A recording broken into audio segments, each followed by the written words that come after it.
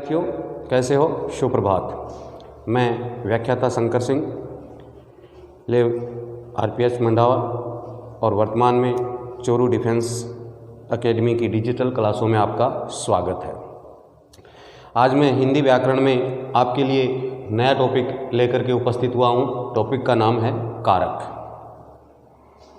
जिससे संबंधित आपकी प्रतियोगी परीक्षाओं में न जाने कितने प्रश्न आते रहते हैं।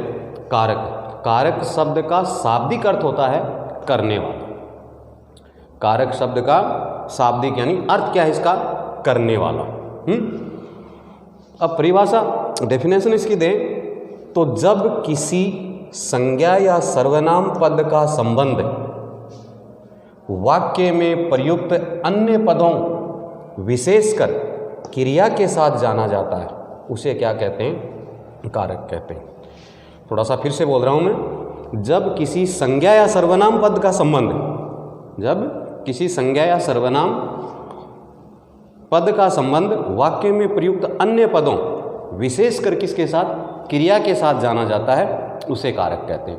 भाई संज्ञा या सर्वनाम पद का संबंध वाक्य में क्रिया के साथ कैसा है, उस शब्द को या उस शब्द की जानकारी देने वाले को क्या कहते हैं? कारक कहते हैं। तो जब किसी संज्ञा या सर्वनाम पद का संबंध वाक्य में प्रयुक्त अन्य पदों विशेषकर क्रिया के साथ जाना जाता है, उसे कारक कहते हैं। एक बात और लिखी है मैंने आगे कि कारक को प्रकट करने के लिए संज्ञा या सर्वनाम के साथ जो चिन्ह लगाया जाता है, उसे क्या कहते हैं? विभक्ति कहते हैं। चिन्ह जैसे ये लगा रखे हैं, ने, को, से, द्वारा, के लिए, से अलग, ये क्या है? चिन्ह। इन्हीं को क्या बोलते हैं? विभक्ति बोलते हैं। तो दो परिभाषाएं होगी। जब किसी संज्ञा या सर्वनाम पद का संबंध वाक्य में प्रयुक्त अन्य पदों विशेषकर क्रिया के साथ जाना जाता है, यानी संज्ञा या सर्वनाम शब्द का क्रिया के साथ क्या संबंध है, इस बात की जानकारी देने वाले पदों को क्या कहते हैं? कारक। और कारक को प्रकट करने के लिए संज्ञा व सर्वनाम के साथ जो चिन्ह लगाया जाता है, उसे क्या कहते हैं? विभक्ति कहते हैं। समझ गए होंगे मेरी बात को? फिर से दोहराओ ना। जब किसी संज्ञा या सर्वनाम पद का संबंध वाक्य में प्रयुक्त अन्य पदों विशेषकर क्रिया के साथ जाना जाता है, उसे क्या कहते हैं? कारक कहते हैं। भाई संज्ञा या सर्वनाम का क्रिया के साथ क्या संबंध है, संज्ञा या सर्वनाम शब्द का क्रिया के साथ क्या संबंध है, इन सब की जानकारी देने वाला क्या कहलाता है? कारक। और कारक को प्रकट करने के लिए संज्ञा और सर्वनाम के साथ जो चिन्ह लगाए जाते हैं, उसे क्या कह देते हैं? विभक्ति कह देते हैं। अब आपने पढ़ा है पूर्व कक्षाओं में भी और फिर से हिंदी में कारक कितने प्रकार के होते हैं? 8 प्रकार के होते हैं। हालांकि आपने गौर किया हो तो मैंने समास का जो टॉपिक पढ़ाया था उसमें 2 कारक नहीं थे तत्पुरुष में। कौन कौन से? कर्ता और संबोधन। बाकी का तो वहाँ पर मैंने आपको जानकारी दी थी। तो कारक 8 होते हैं। कर्ता कारक जिसकी विभक्ति यानी उसका चिन्ह क्या है? ने। कर्म कारक जिसकी विभक्ति क्या है? को। करण कारक जिसकी विभक्ति क्या है? से, द्वारा। संप्रदान कारक जिसकी विभक्ति क्या है? के लिए, या कभी कभी को में भी प्रयुक्त होती है। अपादान कारक जिसकी विभक्ति है से अलग होने का भाव। देखिए, से करण कारक की भी विभक्ति है और अपादान की भी है, लेकिन यहाँ पर जुड़े हुए रहने का बोध रहता है और अपादान में अलग अलग हो जाने का। तो अपादान कारक की विभक्ति से अलग। संबंध कारक जिसकी विभक्ति है का, के, की, रा, रे, री, ना, ने, नी। मूल रूप से इसकी विभक्ति क्या है? का, के, की। अधिकरण कारक जिसकी विभक्ति है में, पे, पर। और संबोधन कारक की विभक्ति क्या है? हे, ओ, अरे। हे, ओ, अरे। अब हम एक एक करके इन 8 कारकों की डेफिनेशन यानी परिभाषा और साथ में इन विभक्तियों का प्रयोग कब कहाँ होता है, इन सब की जानकारी लेंगे। तो सबसे पहले मैं आपको बता रहा हूँ कर्ता कारक के विषय में। कर्ता कारक जिसकी विभक्ति आपने यहाँ भी पढ़ी है, फिर से मैंने लिख दी है, क्या है? ने है।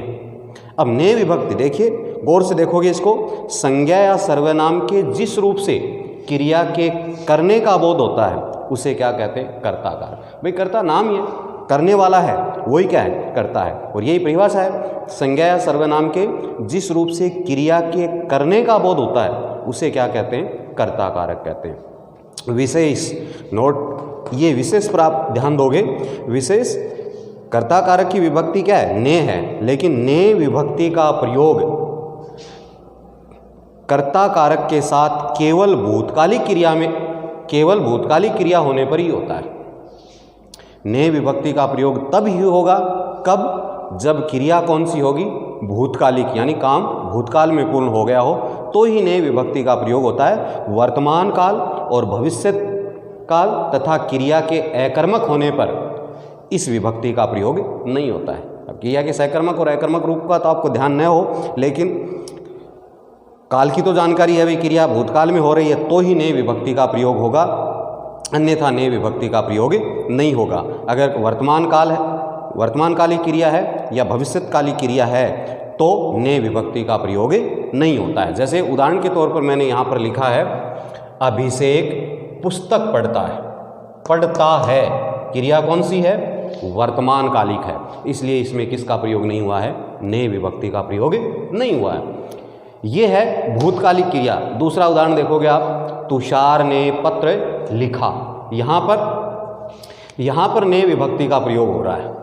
क्यों रहा ने विभक्ति का प्रयोग, क्रिया पर गौर करोगे आप, क्रिया लिखा भूतकाल की क्या है, क्रिया है, इसलिए ने विभक्ति का प्रयोग हुआ है। ये पढ़ता है वर्तमानकालिक क्रिया है, इसलिए इसमें ने विभक्ति का प्रयोग नहीं हुआ है। इसलिए ध्यान दोगे कि कर्ता कारक की विभक्ति क्या है, ने है, लेकिन ने विभक्ति का प्रयोग केवल किस में होता है, भूतकालिक क्रिया में ही होता है। वर्तमान और भविष्यकालिक क्रिया या क्रिया के अकर्मक रूप होने पर इस ने विभक्ति का प्रयोग नहीं होता है।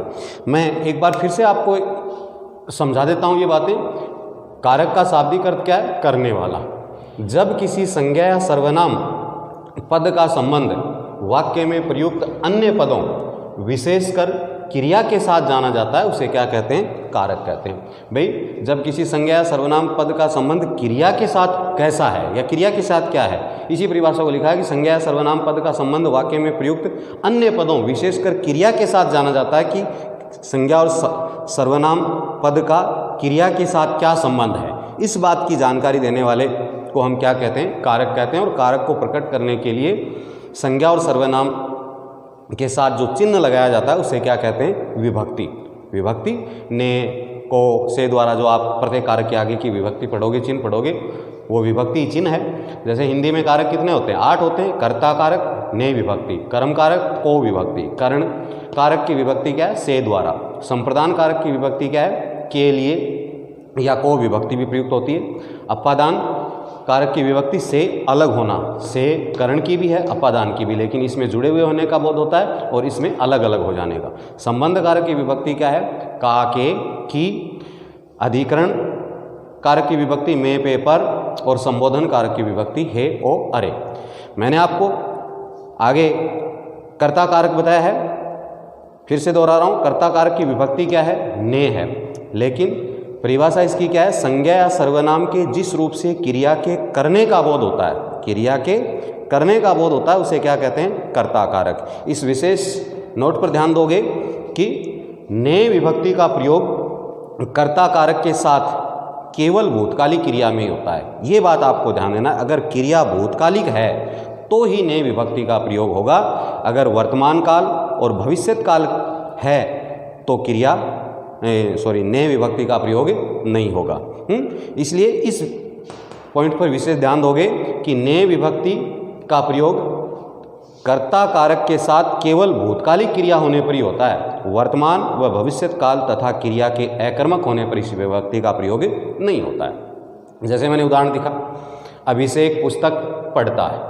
अब पढ़ता है वर्तमान काल है या वर्तमानकालिक क्रिया है, इसलिए इसमें ने विभक्ति का प्रयोग नहीं हुआ है। वाक्य काम को करने वाला कौन है, अभिषेक है, कर्ता से संबंधित है, लेकिन ने विभक्ति का फिर भी इसमें प्रयोग नहीं हुआ। क्यों नहीं हुआ, जो आपने नोट पढ़ा होगा। क्यों, क्योंकि यहाँ पर क्रिया कौन सी है, वर्तमानकालिक क्रिया है, इसलिए यहाँ पर ने विभक्ति का प्रयोग नहीं हुआ है। लेकिन दूसरा उदाहरण, तुषार ने पत्र लिखा, इसमें ने विभक्ति का प्रयोग हो रहा है। क्यों हो रहा है? लिखा, ये क्रिया का भूतकाली क्या है? रूप है। भूतकाल में क्रिया पूरी हो रही है, इसलिए यहाँ पर क्या है? ने विभक्ति का प्रयोग हुआ है। तो शेष बचे हुए कारकों की जानकारी मैं आपको आगे वाले भाग में दूंगा। तब तक के लिए धन्यवाद।